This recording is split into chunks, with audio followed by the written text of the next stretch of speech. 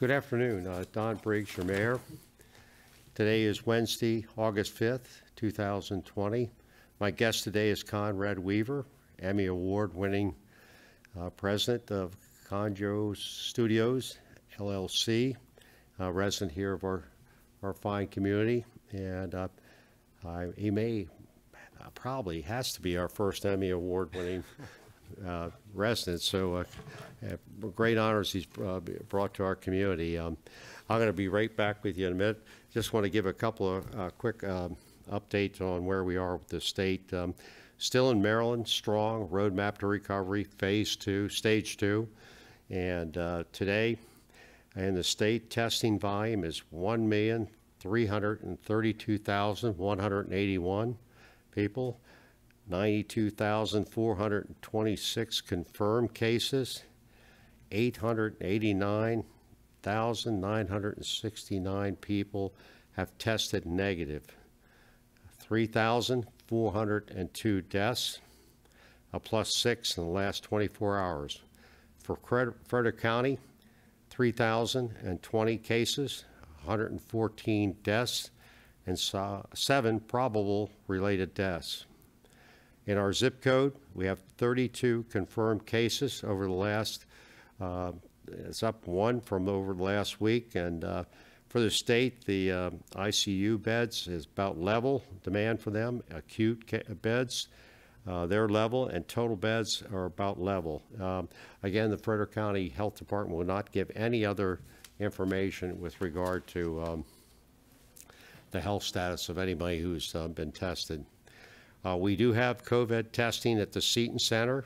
That's on East Lincoln Street every Tuesday, 12 to 2. Will be no charge, no appointments needed.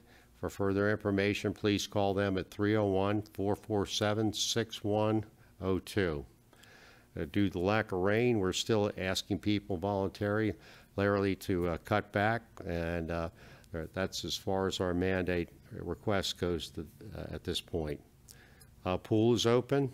We're moving along with our census. We're stuck at about 69%, and we're going around to houses, look for a door hanger and anything along that line to see if we can urge people to sign up, register for the census. It's $18,000 per person over 10 years, and if you multiply that by 3,000, it's a very large number. Conrad, thank you. A dear friend, EBPA former president and associated with many national organizations, and you have your production company, and you won your Emmy with the Great American Wheat Harvest. What was that about? Well, first of all, thank you, Mr. Mayor, for having me here on the program today. So back in 2014, I finished a documentary film called The Great American Wheat Harvest, and we traveled out to Texas, and we followed these harvesters with their combines and their tractors and their trucks from Texas all the way to North Dakota and Montana. And they take their families, they take their crews, and they harvest the nation's wheat.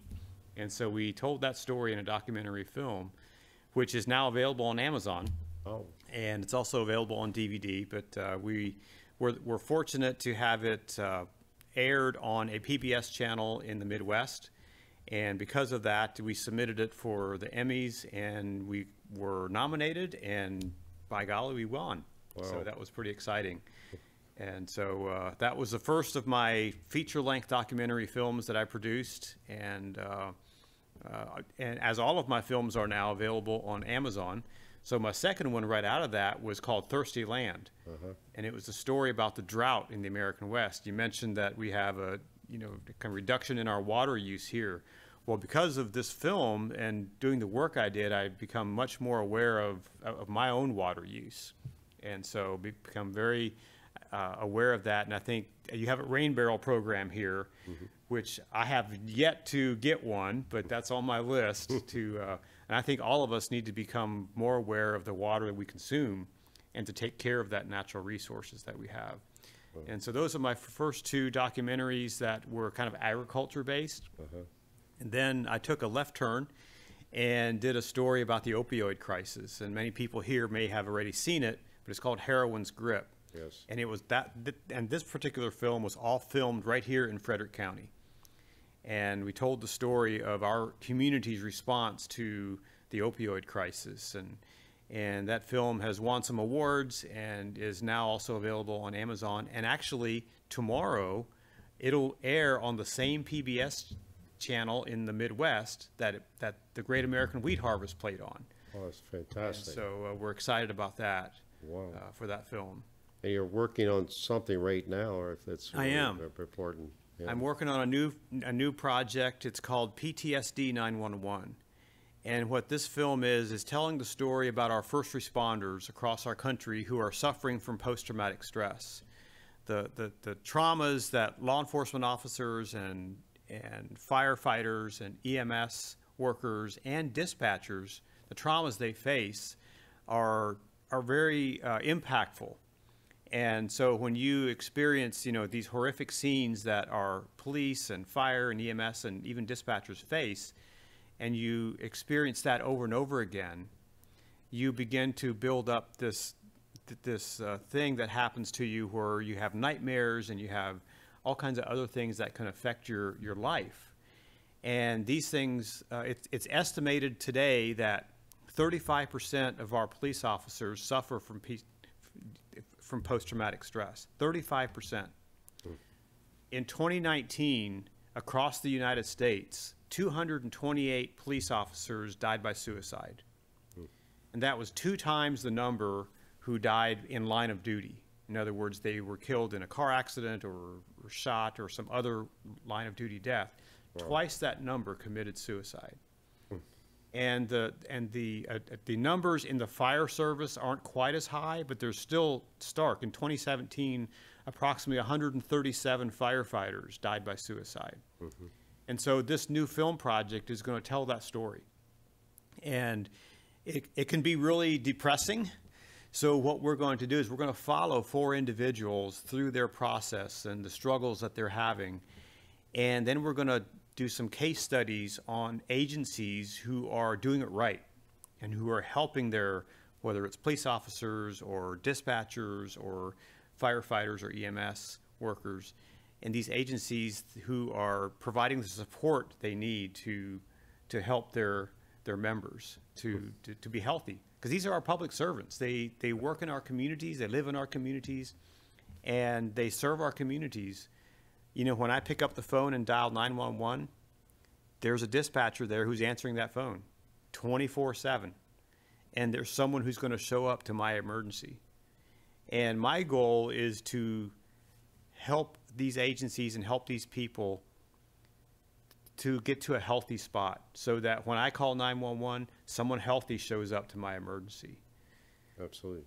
And I think it's a challenge that many agencies face. Some places around the country, including here in our state, if a law enforcement officer, if a firefighter admit that they have trouble with trauma and maybe some psychological things going on, many times they're immediately fired. Or they're put on some, back behind the scenes duty of counting paper clips or something. And that shouldn't be. Instead of firing them or putting them aside, we should be helping them. Right. And providing the resources to help our law enforcement, to help our firefighters, and surprisingly even dispatch, people who answer the phones on 911.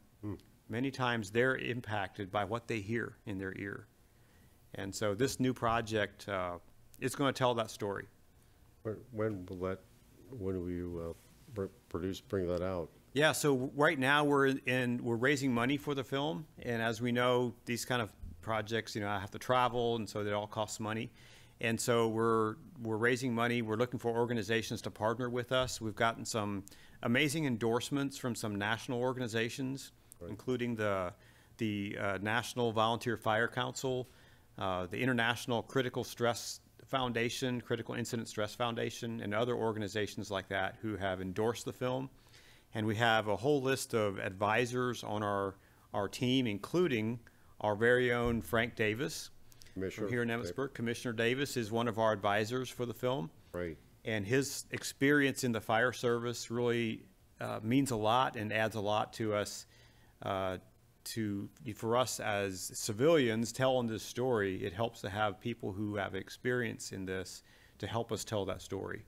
And so our goal is to, hopefully, if we can raise the money in time, to have this film completed by next fall. So by the fall of 2021, we hope to have a film done that will be in theaters nationwide. Wow.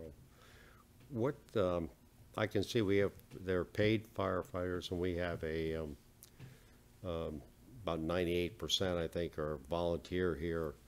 So if a volunteer suffers from this, nothing, he didn't get anything or right.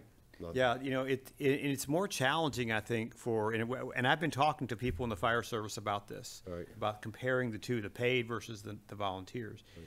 The issue with the volunteers is they don't have that daily contact with their fellow teammates. Okay. And so if you're suffering from post-traumatic stress, you may not show up to calls for the next 2 weeks if you're a volunteer. Right. But if you're a paid, you're going to be there in the firehouse, right? Right. And so I can tell, oh, you know what, Don's got Don, are you okay? Are you doing well? I hope so.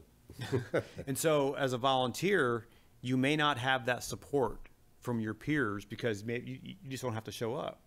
Oh my. And you don't have that, the organizational, the paid benefits that a paid staffer has, right, where they can go to their, organization psychologist to get help. Now, I think some of the volunteer services, the volunteers can access some of those resources, but it's much more difficult to really help the volunteers. And so, according to the national organization, the National Volunteer Fire Council, 70% of our fire stations are staffed by volunteers. 70% of our firefighters in our country are volunteer firefighters. That's a huge number. Absolutely. And, my goal with this film is to raise support for our volunteers and for our paid public servants. Right. So that we can help them be healthy, and we can help, when someone is unwilling to raise their hand and say, hey, I need help, then that's a problem, because they'll continue serving in a way that, may end up on the evening news. They make decisions that aren't healthy. And I think that's why sometimes these, especially in law enforcement, why some of these situations end up on the news, because you have people who may be struggling with trauma, but haven't got the help that they need. And sometimes they don't get the help that they need is because their agency doesn't recognize it and has created an atmosphere where it's not okay to say, I'm not okay. Right. And we want to change that with this film. I know paid firemen is kind of new to Frederick County. I think it's starting to come on, and it's terrific work you're doing. It's really, really special programs, and commend you on your attention you're giving to these subjects. They're just really special, and I've watched three of them, and really enjoy them because of the depth and how you. Well, personally, I enjoy telling stories, and I enjoy telling stories that matter. Right. And I think the films that I've worked on so far, that they all matter. These right. stories are important, and I would love people to watch them because I think they can learn something from all these films. And right. and if you just go to Amazon, look them all up. All my films are there. You can just put my name in the search bar, and they'll show up, Conrad Weaver, and you can search for me on Amazon, and all my films will show up, and you can watch them there. That's terrific, Conrad. Very, very good. Now, your roots are from Ohio, is that? Yeah, I grew up in Ohio, and we made a very windy path to Maryland. Okay. I lived in South Carolina for about 12 years, and then my wife and I moved to Colorado for a number of years, and then we moved here. And we've been in Emmitsburg now for 15 years. Okay. And time flies when you're having fun. All right. Well, thank you, Conrad. I'll be right back to you. I'm going to go over a couple of things. It's incredible. Just want to pick up here. This Thursday night at 7 o'clock, we have the Silo Hill Stormwater Basin Outreach. We're planning to take over a stormwater pond and redevelop it and enhance it. And it's on Zoom. That'll be 7 o'clock this Thursday night, and the 6th. Farmers Market is open 3 to 6:30 at the lot here. Yard waste Saturdays, August 1st and August 15th. Paper bags and recyclable bags will be accepted, no plastic bags. We still have grants for small businesses. Please reach out to us. We know what you've been through, and we're going to, if any surplus we have, we're not going to close it down because we want to see what the next cycle brings and what it bear for businesses here.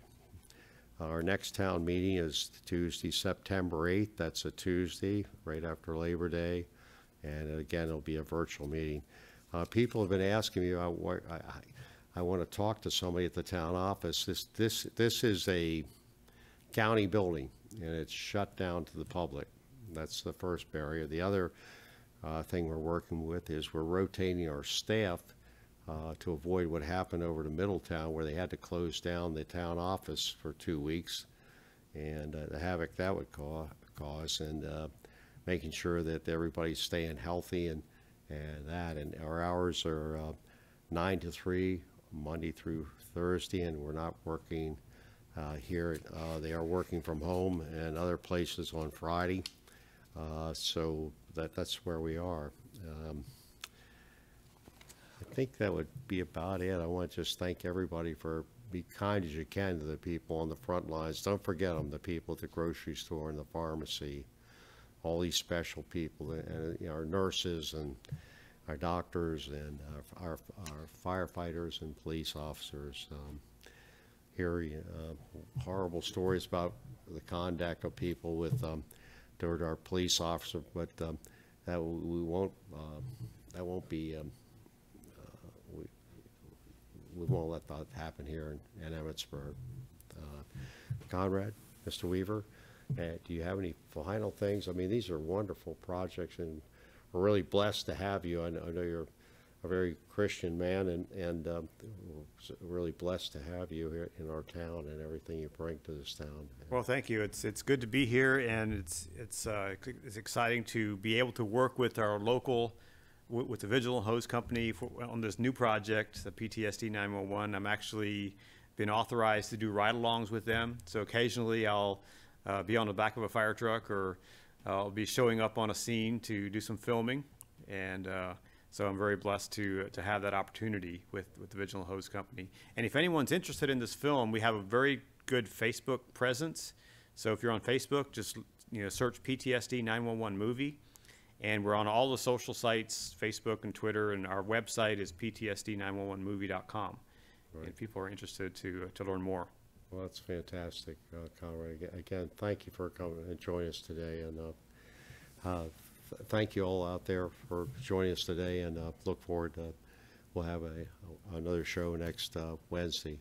Take care. Best to you.